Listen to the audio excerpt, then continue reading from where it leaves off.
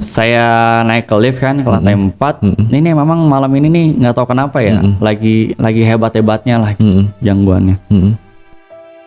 Nah pada saat saya jalan ke tangga darurat, itu kan ada pintunya tuh mas, pintu untuk naik ke tangga darurat. Iya. Itu saya kagetnya pada saat saya buka, lama naik ke atas ke lantai 4. Itu saya di situ udah nggak berani turun lagi. Saya telepon, dok, ini berkas apa yang dikasih gitu. Dia bingung, berkas merinding. Gue juga makanya. Berkas apaan bay? Ya tadi kan gue ke ruangan gitu. Ini berkas rujukan COVID, udah diminta sama TU. Dia bilang gitu. Udah akhir tahun nih. Gue udah balik dari 4:30. Tadi kayak gitu.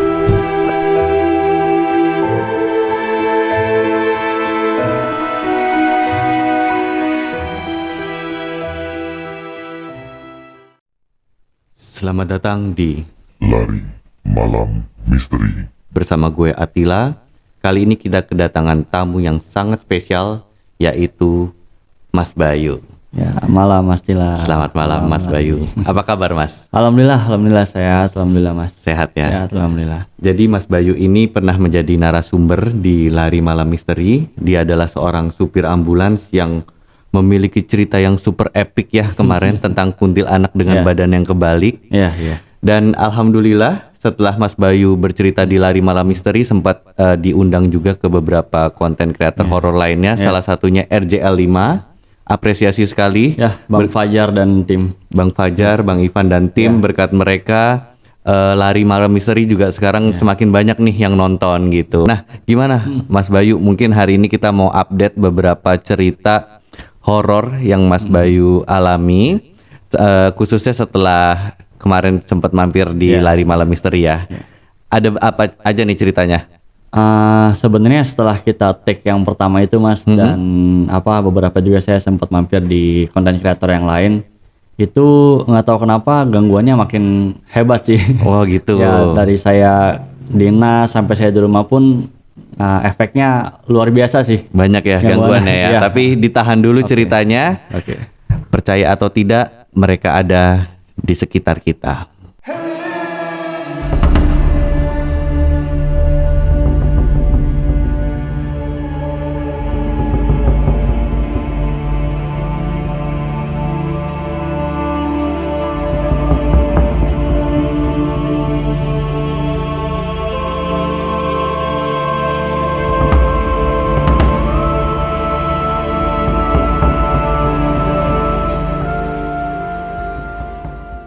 Tadi Mas Bayu cerita katanya setelah mampir ke konten horor ya, bercerita tentang pengalaman horor ya Mas Bayu gitu, baik di Lari Malam Misteri, di RJL5, makin banyak teror yang Mas Bayu rasakan, baik itu di dinas, di puskesmas ya, sampai ke rumah. Itu ceritanya apa aja Mas Bayu? Mungkin kita flashback ke part pertama dulu nih Mas. Boleh. Mengenai si sosok si kuntilanak ini kan. Nah, saya belum sempat cerita di kesempatan yang kemarin. Jadi si sosok ini nih punya background yang saya juga lumayan kaget juga sih Mas sebenarnya. Jadi alasan dia itu sampai sekarang itu ngeganggu pasien, pegawai-pegawai di puskesmas, dan ternyata memang dulu itu dia dirawat sama salah satu PNS lah di puskesmas saya gitu. Oke, ini maksudnya kuntilanak dengan badan kebalik itu ya. Benar. Oke, sosok itu sudah ada di puskesmas dari dulu. Jadi dulu itu ada seorang PNS Mas. Sekarang udah pensiun, bahkan udah meninggal sih orangnya. Jadi selama dia bekerja di sana itu sosok si kuntilanak ini selalu dikasih makan lah dalam tanda kutip tuh, kayak dikasih sesajen gitu pada saat dia masuk ke misalkan lagi dinas gitu kan, di tangga darurat tuh teman-teman yang lain tuh suka nemuin kayak nampan, ada kayak kopinya, terus kayak kembang kantil dan segala macamnya lah gitu. Sajen ya. Benar. Untuk si Mbak Kunti ini disediakan oleh kita sebut oknum PNS lah ya. Oke. Nah lalu oknum itu sekarang sudah meninggal, tapi si Mbak Kunti masih stay di puskesmas itu. Benar, dan semakin banyak lah dia mengganggu di sana, karena memang mungkin rasa laparnya itu kan sudah nggak bisa dikontrol, karena kan udah nggak ada asupan dari si PNS ini gitu. Oknum oknum PNS itu meninggal, jadi tidak ada yang meneruskan ya, memberikan sesajen kepada Mbak Kunti ini, sehingga dia semakin lapar dan akhirnya meneror orang-orang yang ada di puskesmas. Oh, jadi backgroundnya seperti itu. Jadi kayak kalau ada bau-bau amis dari darah pasien, misalkan itu tuh dia sensitif banget tuh. Jadi misalkan ada di ruang bersalin atau di ruang IGD ada kayak bekas darah pasien, itu kalau nggak buru-buru dibersihin atau di kamar mandi misalkan ada yang mau pembalut, nah itu cepat tuh Mas dia. Artinya bereaksi di situ pasti ada aja gangguannya. Iya. Seperti yang kita sebutkan pada konten waktu itu ya, bahwa kuntilanak ini sangat sensitif dan suka dengan darah-darah ini ya. Jadi terjawab ya background kenapa Mbak Kunti ini ada di situ, ternyata dari situ ceritanya. Jadi ada dua rentetan cerita nih Mas yang akan mau saya bawa sekarang gitu. Yang pertama itu kan saya pada saat itu kalau nggak salah bulan Oktober lah, akhir-akhir bulan Oktober.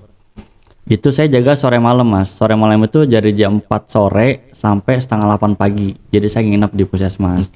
Nah itu kondisinya jam 10-an malam lah. Jam 10-an malam saya ada rujukan pasien ibu hamil saat itu. Ibu hamil. Nah cuman kondisinya udah pendarahan gitu. Jadi pada saat saya evakuasi dari ruang bersalin sampai ke ambulan, sampai ke rumah sakit itu banyak darah yang keluar lah dari ibu hamil tersebut gitu. Pendarahan ya soalnya ya. Benar. Singkat cerita itu udah gerimis kecil lah saat itu malam. Saya antar ke rumah sakit, lancar saat itu Mas, alhamdulillah nggak ada masalah. Akhirnya saya balik ke puskesmas lagi. Nah biasanya kalau kayak gitu saya selalu sterilin ambulan Mas. Jadi misalkan bekas ngerujuk misalkan ada sampah dari keluarga pasiennya gitu. Terus juga berangkar itu kayak tempat tidur portable untuk pasien tuh Mas, yang di ambulan gitu. Itu saya selalu sterilin setelah saya rujuk gitu. Dibersihkan ya. Benar. Nah memang saat itu kondisinya bercak darahnya banyak banget gitu. Jadi saya loading keluarin si berangkar tersebut, saya cuci di halaman parkir lah saat itu. Setelah saya cuci, tadinya saya mau niat nyuci mobil saat itu, cuman kan gerimisnya udah makin besar nih. Gitu. Saya prioritasnya untuk cuci si berangkarnya aja dulu gitu. Karena penuh darah tadi itu ya. Takutnya ada pasien lagi, nanti nggak nyaman lah gitu pasien yang berikutnya. Udah saya bersihin, saya loading lagi, masukin ke ambulan. Itu saya parkir sesuai pada awalnya lah gitu. Di situ saya mau naik ke lantai 4. Saya mau istirahat, mau cuci muka lah, bersih-bersihkan. Takutnya ada darah yang ada nempel gitu di badan. Nah pada saat saya mau ke lantai 4 itu saya pengen lewat tangga darurat Mas. Karena kan dari parkiran ambulan itu ke tangga darurat menurut saya lebih efektif. Lebih dekat ya.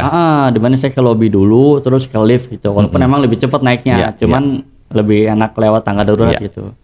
Nah pada saat saya jalan ke tangga darurat itu kan ada pintunya tuh Mas, pintu untuk naik ke tangga darurat. Itu saya kagetnya pada saat saya buka itu berangkar yang barusan saya taruh di ambulan itu ada di antara lantai 1 dan lantai 2. Jadi kan kalau naik lantai itu begini ada belokan sedikit, datar terus naik lagi gini. Dia ada di antaranya ini. Antara lantai 1 dan lantai 2. Itu padahal berangkar yang tadi dipakai buat membawa ibu hamil pendarahan, banyak darah, Mas Bayu bersihkan. Terus Mas Bayu sudah letakkan lagi berarti di ambulannya. Terus Mas Bayu mau istirahat naik tangga darurat, dia ada di situ.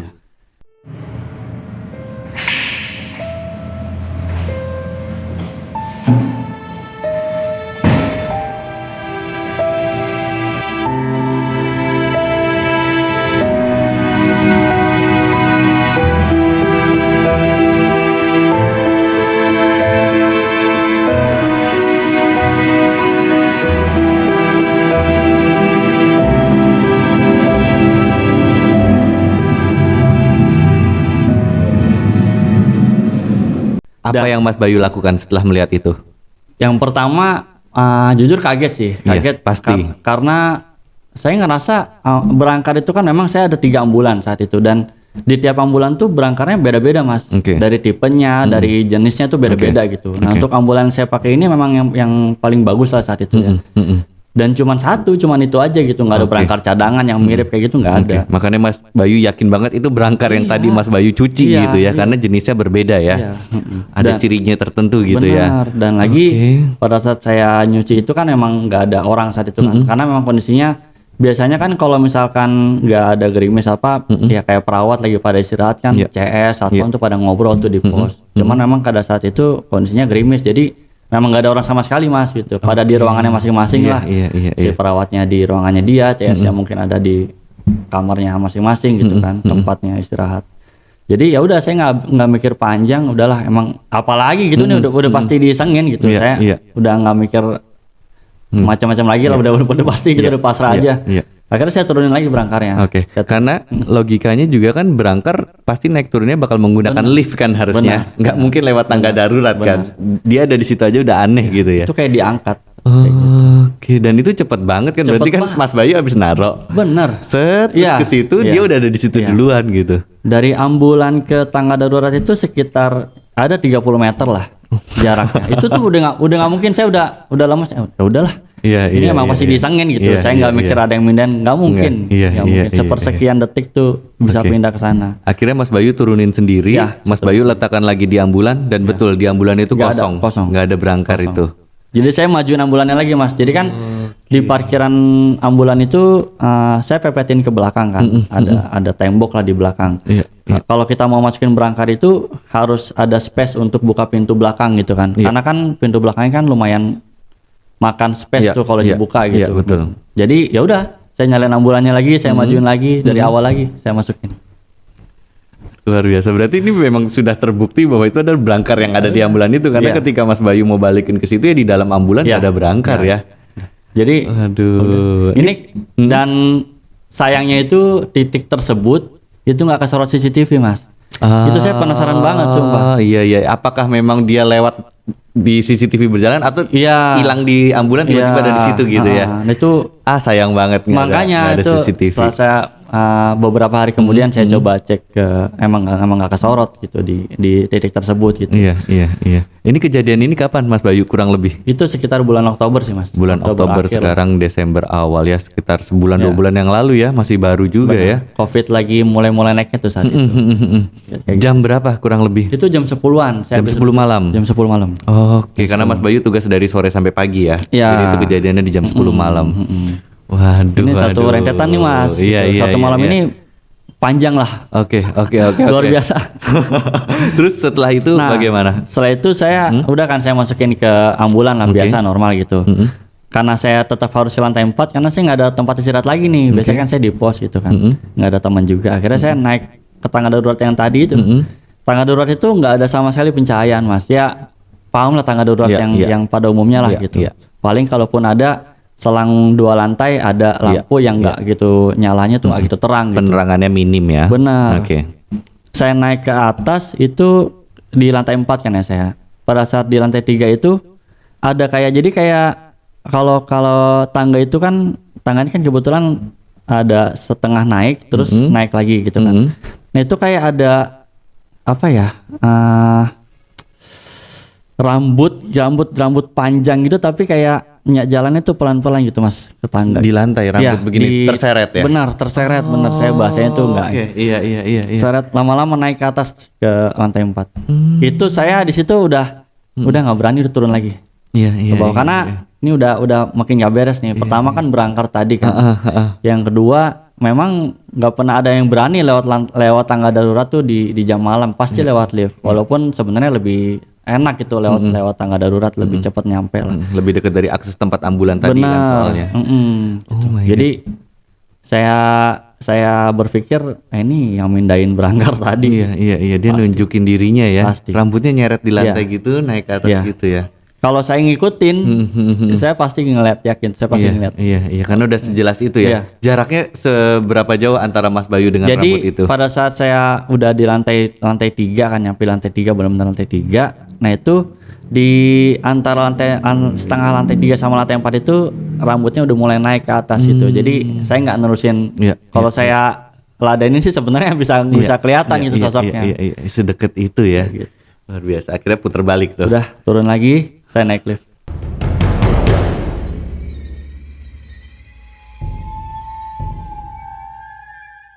malam yang cukup menegangkan ya. Baru satu kejadian disusul kejadian lain. Setelah itu apa lagi Mas Bayu? Saya naik ke lift kan ke lantai 4. Ini memang malam ini nih nggak tahu kenapa ya, lagi hebat-hebatnya lah gitu, gangguannya. Ke lantai 4 saya nggak masuk, langsung ke aula. Biasa saya ke kamar mandi kan, cuci muka lah gitu, terus wudhu di situ kan. Saya sholat isya saat itu di aula, kan ada kayak tempat sholat gitu Mas. Selesai dari situ saya ke resepsionis lantai 4. Jadi kayak ada kayak meja gitulah buat santai gitu. Nah saya biasalah main handphone gitu kan, mengumpulin ngantuk lah gitu bahasanya. Di situ kayak apalah WhatsApp istri segala lah gitu, ngecek medsos.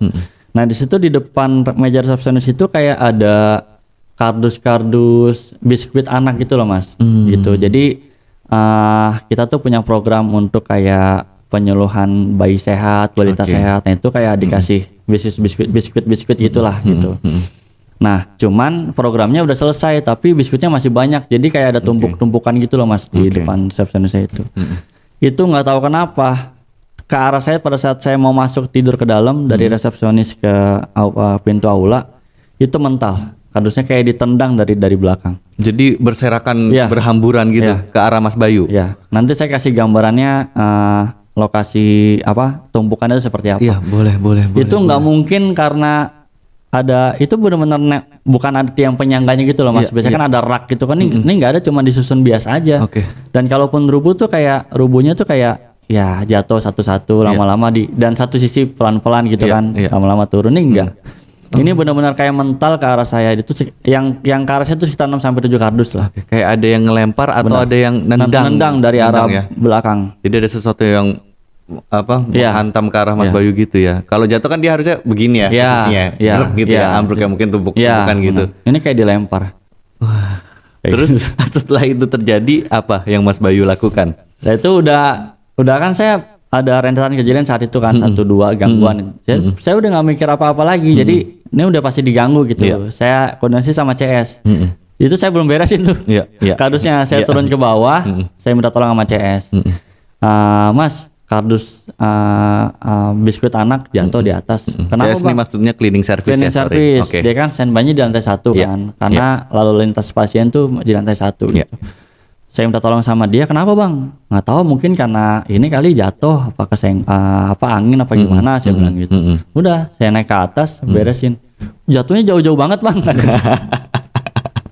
Jatuhnya tuh lu nggak ceritain ke dia ya? Iya, takutnya dia tersugesti apa gimana kan gitu. Betul. Ya udah, saya beresin sama dia berdua gitu. Terus di situ saya minta tolong sama dia, bang. Namanya kan Acim ya, orangnya botak. Bang Acim, ntar lo jangan tidur di bawah dulu ya. Ini kan saya dalam hati mikir nih dari awal masuk malam ini luar biasa nih gangguannya. Nanti temenin gue tidur di aula. Dia kan biasanya tidur di lantai 1. Karena standby-nya di situ. Iya. Ya udah bang, tapi kalau nanti ada pasien, gue turun ya nggak apa-apa. Temenin gue aja di sini. Gitu. Tidurlah di aula. Udah kita beresin nih kardusnya nih. Tidur di aula, udah aman, gak ada masalah. Nah itu saya bangun sekitaran jam 4 lah. 4 pagi. Jam 4 pagi. Menjelang subuh ya. Benar, menjelang subuh. Nah, biasanya kan saya subuh dulu baru nyuci mobil kan. Cuman kan karena di situ udah nggak gerimis lagi gitu kan, mumpung saya udah bangun lebih awal gitu. Nah, saya cuci mobil saat itu. Sebelum sholat subuh gitu kan. Nah, pada saat saya mau sholat subuh itu udah saya mau cuci mobil, saya ambil ember segala udah siap kan. Saya turun ke bawah, ketemu kayak ibu-ibu pakai kursi roda lah gitu, sama didorong sama anak cewek gitu kan, anak perempuannya gitu. Saya mau berobat, ibu itu ngomong gitu kan, saya mau berobat. Oh sebentar ya bu, mungkin loketnya lagi mau persiapan sholat gitu. Ibu tunggu aja dulu ya di sini gitu, di ruang tunggu. Karena saya lihat saat itu pasien si ibunya tersebut sakitnya tuh nggak yang darurat banget mas gitu. Mungkin ada gangguan kecil, cuman gangguan kecil lah. Kalau keadaannya udah mungkin kritis, sudah ada sesak nafas, saya mungkin langsung arahin ke IGD gitu kan, untuk ditindaklanjuti tanpa ke loket dulu gitu. Karena saat itu udah cenderung stabil, saya arahin seperti itu gitu. Terus si ibunya ya pegang tangan saya, makasih ya dek gitu. Ngucapin makasih lah kayak gitu. Udah saya cuci mobil saat itu. Itulah rentetan hari itu seperti itu sih. Gangguannya luar biasa. setelah cuci mobil semua Udah normal. kembali. Normal. Oke, setelah rentetan tersebut, ini sebenarnya kan bulan Oktober ya kejadiannya. Nah itu ini cerita yang berikutnya di bulan September awal lah. Mundur 1 bulan sebelumnya lagi. Mundur 1 bulan. Oke, apa itu ceritanya seperti apa? Saat itu saya jaganya sebenarnya sore malam Mas, sama kayak yang sebelumnya kan, sore malam jam 4 sampai jam setengah 8 pagi. Nah cuman teman saya yang pagi itu berhalangan hadir gitu. Saya lupa alasannya apa. Kalau nggak salah anaknya sakit deh. Jadi saya nge-backup dia nih, jadwal dia yang pagi nih. Jadi saya setengah 8 pagi sampai setengah 8 pagi yang hari berikutnya 24 jam saya jaganya. Gitu. Nah normal lah dari pagi sampai sore tuh sampai jam 5 tuh normal kerjanya nggak ada masalah. Cuman capek aja kan lumayan kan. Sementara saya masih harus jaga sampai besok pagi nih. Itu baru setengah perjalanan ya. Nah karena udah akhir tahun Mas, saya biasanya kan ada laporan rujukan COVID untuk tiap tahun ya, ada laporan ke atasan. Nah saat itu saya minta rekapan rujukan itu ke salah satu dokter lah yang menjadi penanggung jawab rujukan COVID gitu. Nah karena masih jam sekitar mau maghrib kah, jam 5-an lewat gitu kan, setengah 6 lewat, saya berpikir dokter tersebut masih ada di ruangannya gitu, karena kan pasti nih kalau misalkan menjelang akhir tahun ini pasti rada sibuk mereka, jadi saya nggak WA dia dulu Mas. Gitu, jadi ya udahlah saya datangin aja langsung ke ruangan tersebut. Tapi sebelum datang ke ruangan tersebut saya ngerapin sampel swab. Jadi kalau misalkan masyarakat datang ke puskesmas itu kan di swab misalkan. Nah itu di hari yang sama tiap sorenya itu kita antar ke Labkesda untuk ditindaklanjuti lah gitu. Nah itu saya sorenya tersebut sebelum saya ngadep ke dokter, saya beres-beres sampel tersebut gitu biar cepat gitu kan. Karena masih di lantai yang sama nih Mas. Saya ngeberesin swab sama ruangan dokternya masih di lantai yang sama.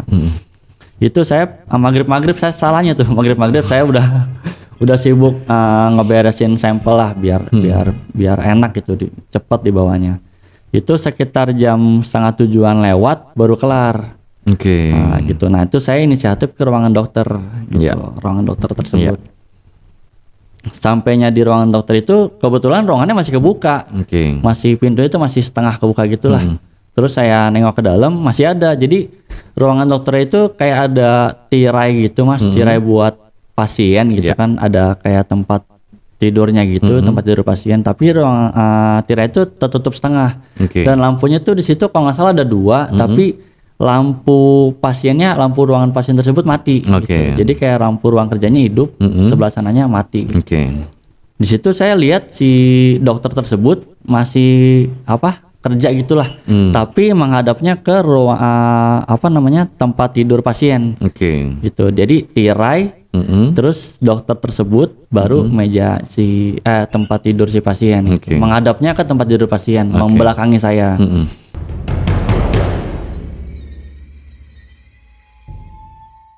Di situ saya bilang, "Dok, saya mau minta rekapan rujukan dong buat laporan ke ini nih, ke TU." Saya bilang tata usaha gitu kan.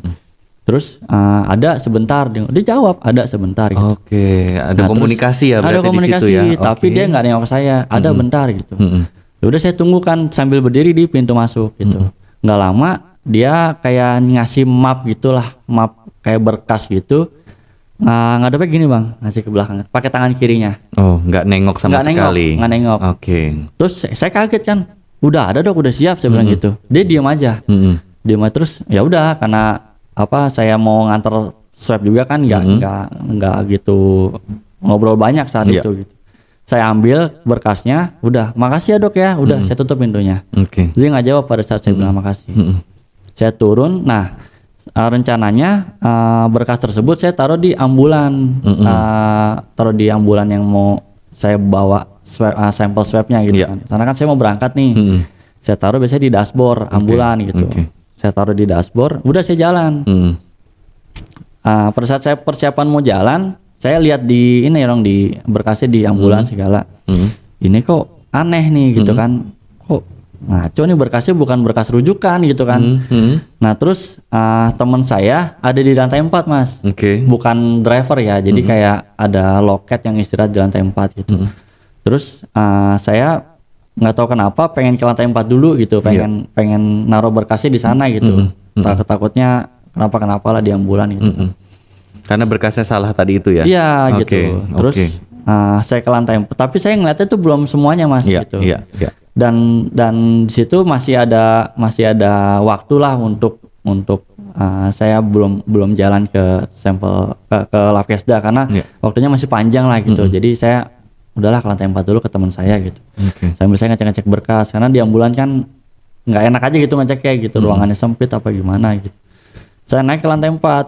Setelah saya cek itu berkas kematian selama 1 tahun di Puskesmas. Padahal yang dibutuhkan adalah berkas rujukan, tapi yang malah diberikan berkas kematian selama 1 tahun. Iya, berkas ya surat kematian warga lah selama 1 tahun ke belakang. Di situ saya nggak mikir apa-apa gitu, mungkin dokternya salah ngasih apa gimana kali ya. Terus saya telepon nih dokter I lah namanya, dokter I. Hampir kesebut ya. Oke, ditelepon. Saya telepon, dok, ini berkas apaan yang dikasih gitu. Dia bingung, berkas merinding. Gue juga makanya. Berkas apaan, Bay? Ya tadi kan gue ke ruangan gitu. Ini berkas rujukan COVID, udah diminta sama TU. Dia bilang gitu. Mau akhir tahun nih. Gue udah balik dari 4:30. Tadi kayak gitu. Jadi yang lo temuin itu bukan dokter itu. Lo bercanda lu dok, saya bilang gitu. Itu saya sampai video call. Saya nggak percaya. Video call dia, nih gue udah di rumah, lo ketemu siapa tadi? Nah dia si dokter di sana itu masih berpikir dia kan punya kayak asisten gitulah, asisten. Lo ketemu si R kali, nah saya inisialnya si R kali ya, tapi bukan dokter bang, dia kayak perawat gitu. Lo ketemu si R kali, kagak, orang itu badan lo itu dari belakang juga, lo lagi nyiapin berkas di meja di tempat tidur pasien gitu. Kapan gue udah balik 4:30, ntar gue kasih, kalau lo nggak percaya gue kasih fingerprint di awal bulan nanti, itu kan kelihatan gue absen berapa. Sampai segitunya ya dibuat membuktikan ya.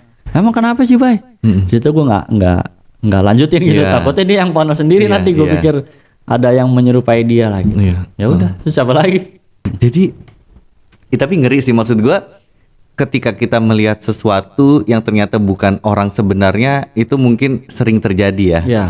Ini masalahnya ada komunikasi. Benar. Ketika lo bertanya sesuatu dia menjawab. Benar. Dan ada interaksi di mana dia memberikan lo berkas, lo terima, dan ternyata berkasnya salah. Dan klimaksnya ternyata itu berkas kematian. Surat kematian selama 1 tahun. Dia kebetulan kan ngurus kayak gitu-gitu mas. Ya kayak stempel. Ya yang stempelin, yang analisa nih meninggalnya karena apa tuh dia. Jadi besok nanti gue cerita lagi ketemu dia tuh klarifikasi seperti apa. Jadi sore maghrib itu seperti itu kejadiannya. Masih ada lanjutannya? Lanjutan. Luar biasa. Tadi pas lo bercerita bahwa ketika lo video call dokternya dia ada di rumah, gue merinding sih bro. Ada di rumah dia. Bener-bener dia tuh lurus-lurus aja mas orangnya, artinya gue kenal selama gue kerja di sana sama dia tuh nggak ada yang tipe-tipe orang yang sering ngedemen ngerjain temennya bercanda-bercanda. Bukan orang yang jahil ya. Iya, bukan orang. Jadi benar-benar gue, oh ya udah siapa lagi gitu. Emang. Tapi seiring berjalannya waktu, lu klarifikasi ke dia secara langsung, lu ceritain itu. Oke. Ya. Dan kata dia udah biasa Bay kayak gitu. Jadi ya udah. Jadi lu bukan orang pertama yang melihat korinnya si dokter ini di ruangan itu. Udah biasa. Enggak cuma dokter itu, macam-macam. Misalkan ada menyerupai CS, menyerupai perawat kayak gitu di lantai 3 itu gitu. Jadinya ya udahlah, gua aja berkas kadang gua yakin naruh di sini, enggak taunya ada di ruangan inilah, ada ruang inilah. Berpindah-pindah dan itu tuh gue yang beresin baik kata dia. Oh ya udah. Itu udah memang di ruangan dia emang ya mungkin gangguannya juga hebat juga. Berarti energinya tuh besar ya Mas Bayu ya. Lantai 3 tuh yang pernah gue cerita di part yang pertama itu Mas, sama lantai 3 tuh luar biasa sih. Bisa meniru sesuatu aja kan itu energinya udah besar. Ini benar. Bisa berkomunikasi dan bisa menyentuh berkas gitu loh, ya kan? Itu kalau udah sampai ada kontak fisik seperti itu memang levelnya luar biasa, udah tinggi. Luar biasa ya. Oh my god. Gitu. Memang setiap mengundang Mas Bayu ini ceritanya nggak kaleng-kaleng guys. Jadi memang favorit banget sih mengundang Mas Bayu sebagai narasumber ini. Nggak tahu kenapa dari arah berlawanan tol itu ada muncul batu besar yang menghantam kaca mobil gua. Yang saya kagetnya itu kepalanya sih mas. Kenapa kepalanya Mas Bayu? Kepalanya tuh